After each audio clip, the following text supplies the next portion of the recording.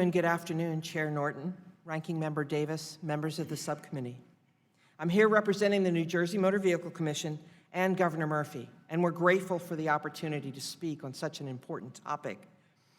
Last year, as you heard, a school bus crash in Mount Olive, New Jersey, tragically took the lives of Eastbrook Middle School fifth grader Miranda Vargas and Paramus social studies teacher Jennifer Williamson, and injured dozens of children.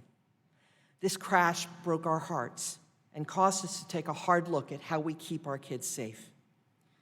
New Jersey is second to none in ensuring that children who ride our school buses are safe. Every one of our 23,000 school buses is inspected at least twice a year with a review of driver qualifications as well as vehicle safety. Our governor's school bus safety task force conducts an additional 100 unannounced inspections.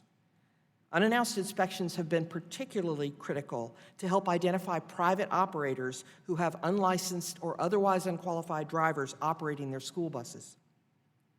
We started requiring lap belts on all school buses in 1992, and we remain one of only 7 states that require belts on all school buses. In 1996, we started requiring every bus to be equipped with a crossing arm that swings out and prevents children from passing directly in front of the bus. This was modeled after Betsy's Law in Washington State.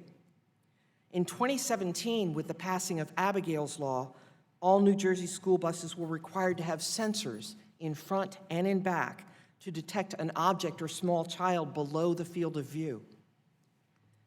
Every work night, the Motor Vehicle Commission generates a report of any school bus driver whose license has been suspended and transmits that report directly to the New Jersey Department of Education for action. But after the devastating loss of Jennifer Williamson and 10-year-old Miranda, we resolved to do even more. In the first 2 years of his administration, Governor Murphy signed 8 laws aimed at improving the safety of school buses, drivers, and supervisors. These laws now require the following. 1, all newly purchased school buses must have 3-point belts.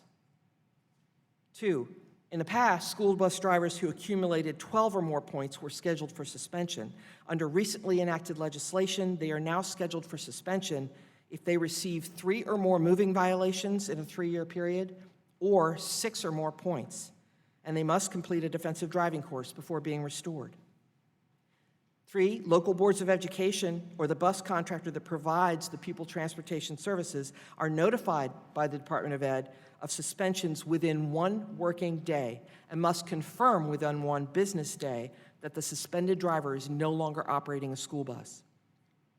4, in addition to the commercial driver license requirement for medical certification from a federal medical examiner every 2 years, school bus drivers aged 70 to 74 must provide evidence of a medical exam every year, and drivers aged 75 and over must provide evidence of an exam every 6 months.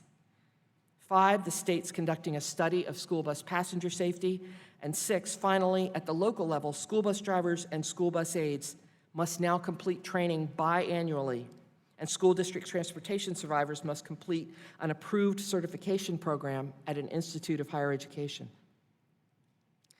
In some respects, we are fortunate that our governor, education commissioner, state legislators, and members of Congress have all pulled together to enact measures to make our kids safer.